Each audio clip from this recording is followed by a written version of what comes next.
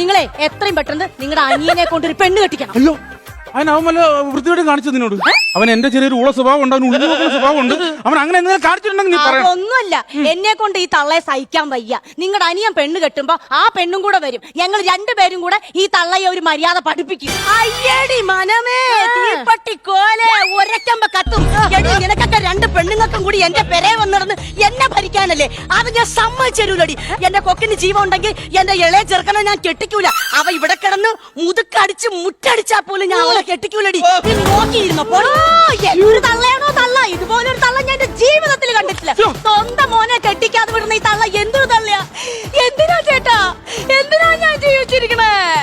എന്തിനാ ജീവിച്ചിരിക്കണേ? ജീവിച്ചിരിക്കണൊക്കെയാണ്. എന്തിനാ ജീവിച്ചിരിക്കണേ?